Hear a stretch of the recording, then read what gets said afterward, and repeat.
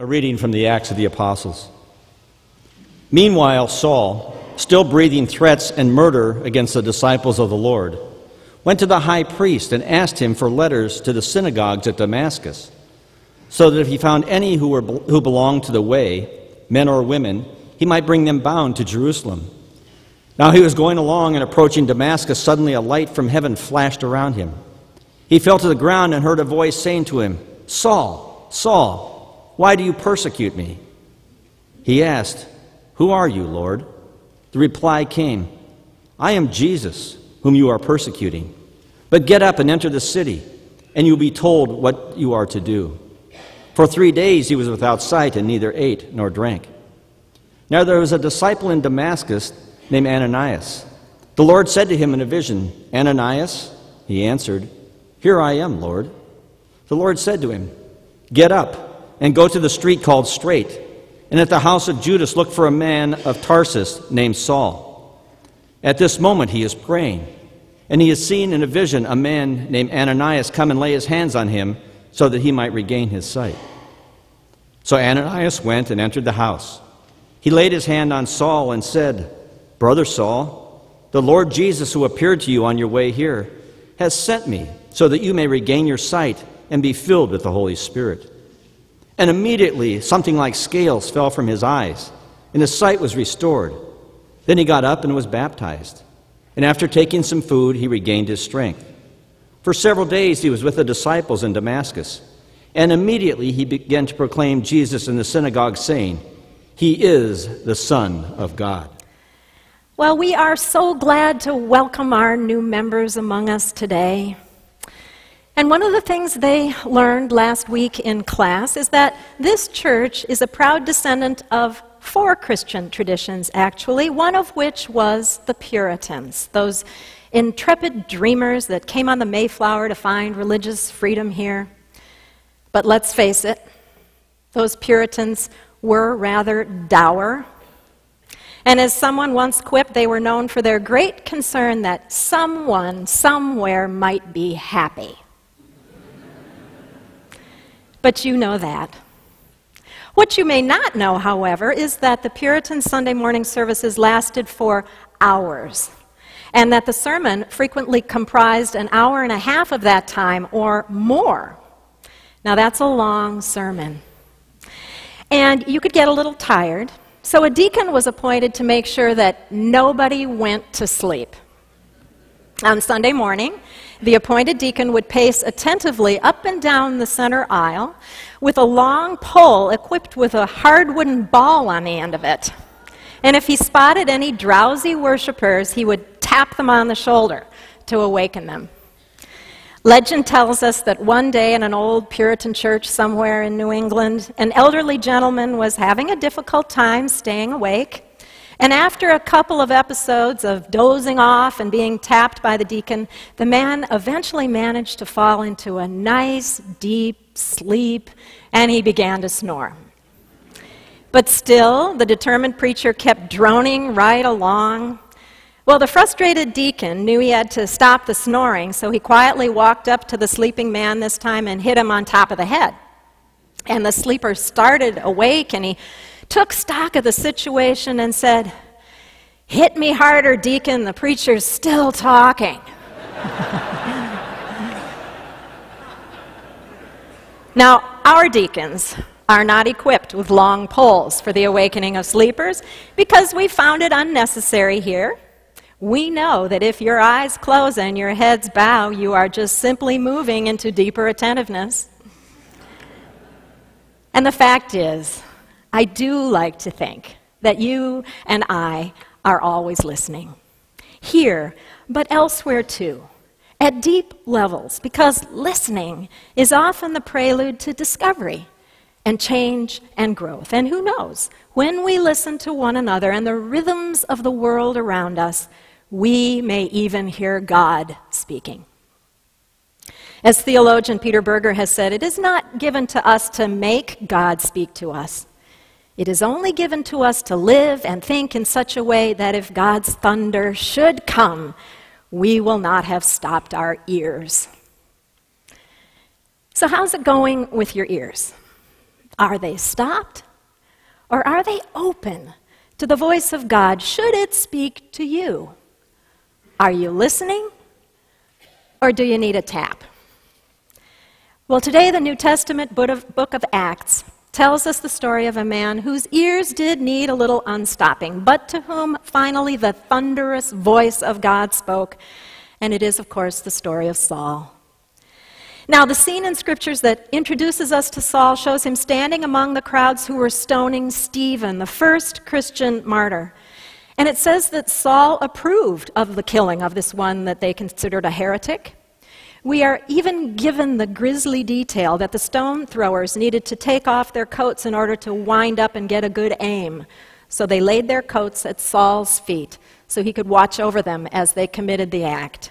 Saul was clearly an accomplice to this. And then the next we hear of Saul, it's said that he's still breathing threats and murder against the disciples of Jesus. In fact, he's asked permission from the high priest in Jerusalem to pursue the followers of the Way, who were soon to be called Christians, because they were traveling to synagogues in Damascus, hoping to find greater security there from persecution. And Saul was the greatest threat. But then, as Saul is on that road to Damascus, hunting down the followers of Christ, suddenly a bright light from heaven flashes around him, and he falls to the ground and hears a voice saying, "Saul, Saul, why do you persecute me?" And Saul asks, "Who are you, Lord?" And the reply came, "I am Jesus." And then Saul heard Jesus' voice tell him to get up, go to the city, and wait to be told what to do. Wow, that is the archetypal story of conversion, isn't it? We still use that very language. Seeing the light, being driven to our knees, hearing a voice from above. And apparently it was going to take something just that dramatic to knock someone that committed to the wrong path onto a new path and a new way. And what's interesting here to me is that all along, Saul had wanted to do God's will. He was a trained and committed religious leader. But even though he thought he was doing God's will, he wasn't. And why not? Well, the implication is he wasn't listening. He never unstopped his ears long enough to hear so much as a word of challenge from God. Have you ever noticed that even today, some of God's most committed people seem to be pursuing a course you could hardly imagine God endorsing? Ever notice that? There are those who claim to be God's friends who are judgmental, unforgiving, angry, vindictive, intolerant, or unkind. And I don't question their motives necessarily. Like Saul, I think they truly want to honor God, but like Saul, I just think maybe they haven't been listening. Reverend Clyde Fant said he used to know an elderly lady in his home church who taught an adult Sunday school class for years and years.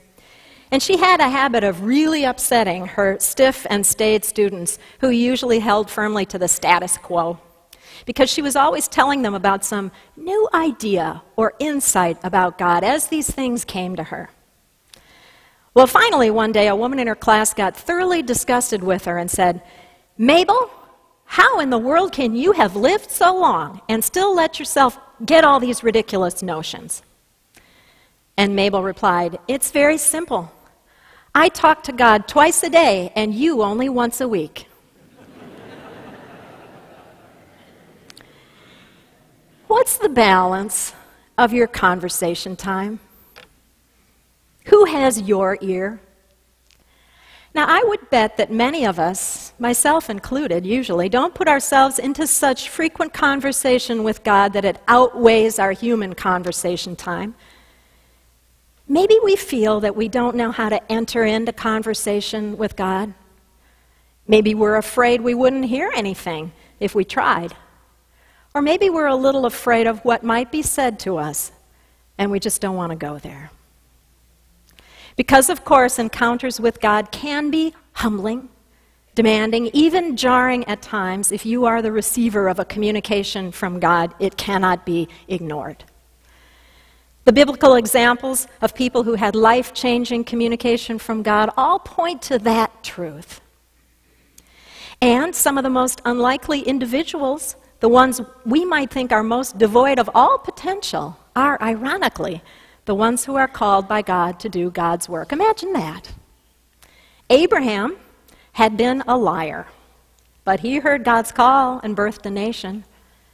Jacob was kind of a weasel, but he heard God's call and became Israel.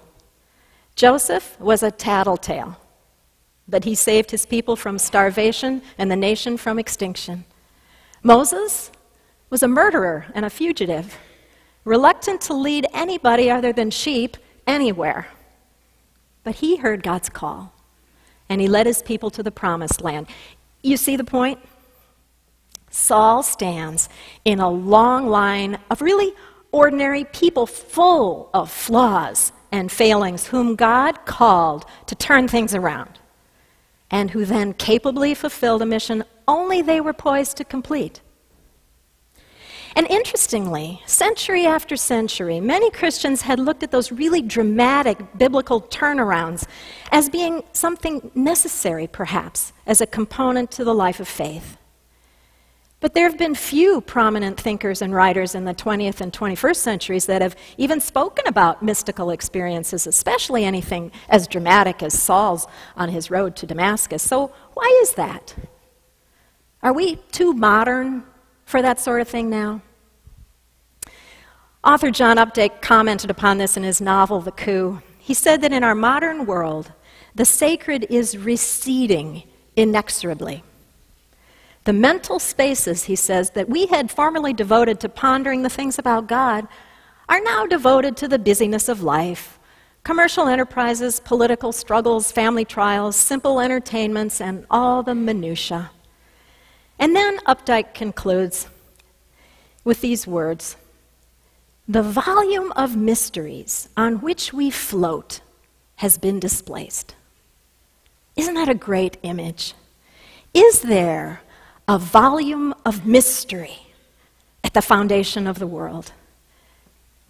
Maybe it's there, but we're less alert to the presence of that great deep mystery than generations before us have been, less aware of it, less likely to listen for its resonance, less willing to allow it to buoy us up, that we could float on it and catch our breaths. I fear sometimes we just haven't trained ourselves to be aware of the great mystery or to credit its immense volume and power.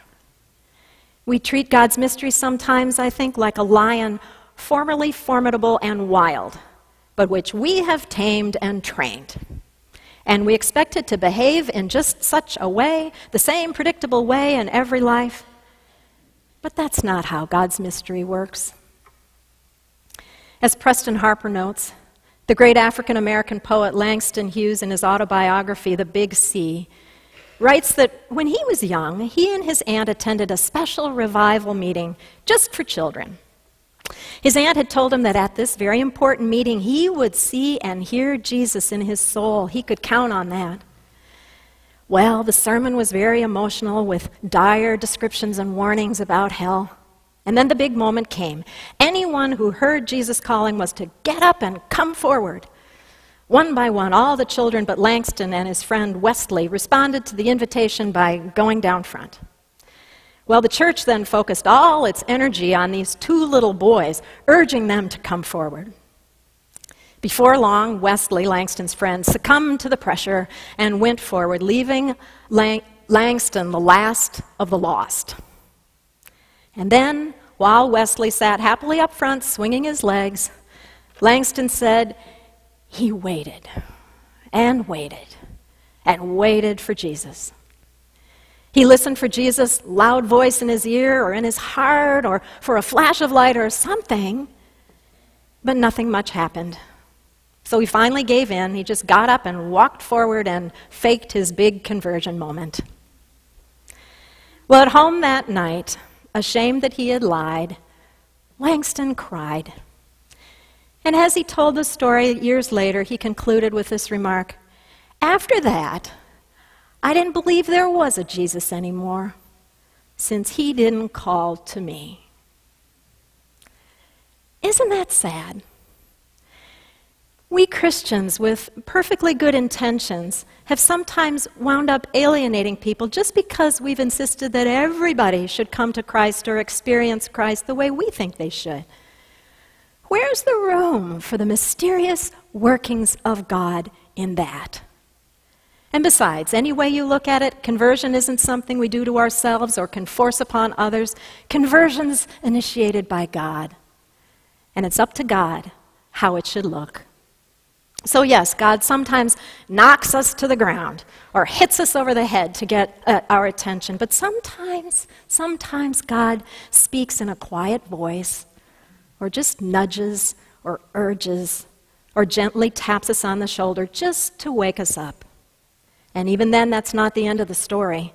We don't just go home happy and complacent when we get the tap. That's just the beginning. Take the Saul story. One thing that has always intrigued me about it is that not only was he knocked down, spoken to by a voice from beyond, but in that dramatic moment, he was blinded. Blinded. His physical blindness, a symbol of spiritual blindness. But with help, sight returned, and once all Paul's senses were back intact, don't you wonder? Don't you wonder how much more perceptive he might have become? I wonder how much more capable then he was of really seeing, hearing, sensing, understanding.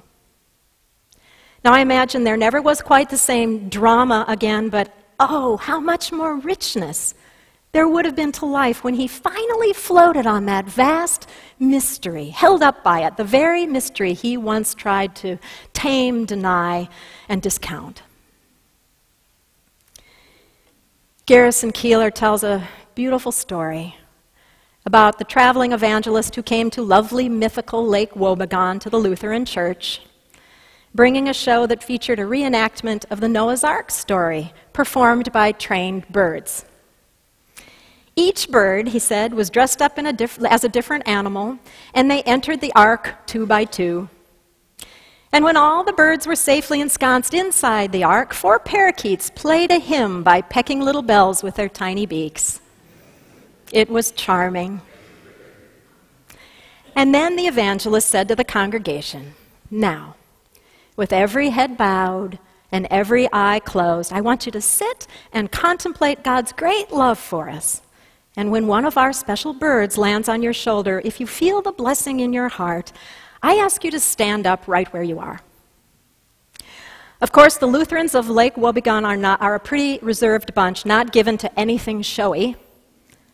But they could bow their heads and close their eyes. They'd done that plenty of times before.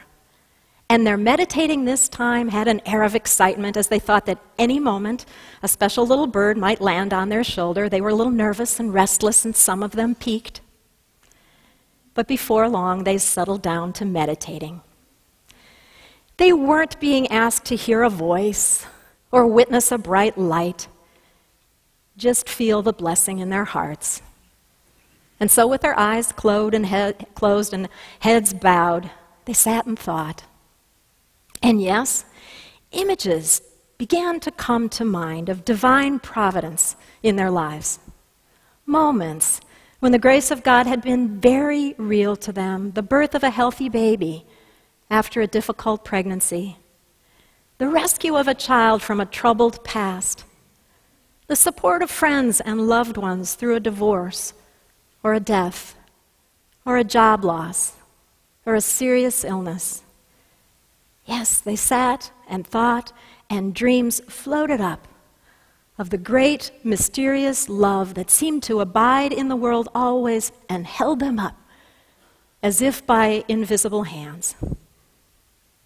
And as they sat in the pews and meditated on these things, one by one, each of them felt a slight, ever so slight, weight on a shoulder, as if someone had tapped them, and they felt blessed. And then one of them stood up, and then another stood up, and then another, until everyone in the church, touched by this miraculous event, was standing. Now let me say this. Paul's conversion was a mighty one. The book of Acts tells us, darkness to light, blindness to sight. But not every life is changed that way. And I'd like to submit to you that if you haven't had an experience like that, it doesn't mean you have not been transformed, or couldn't be, or maybe aren't being transformed right now. Conversion may be ever so slow, coming like a tap on the shoulder, not by a vigilant deacon with a stick, but by a God with a love that will not let you go, who simply wants you to sit up, wake up, and take notice of whatever goodness and grace you've gone blind to.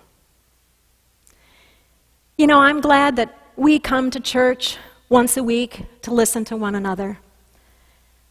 But I'm even gladder that we all have the chance to hear God every moment of every day. Are you listening? Amen.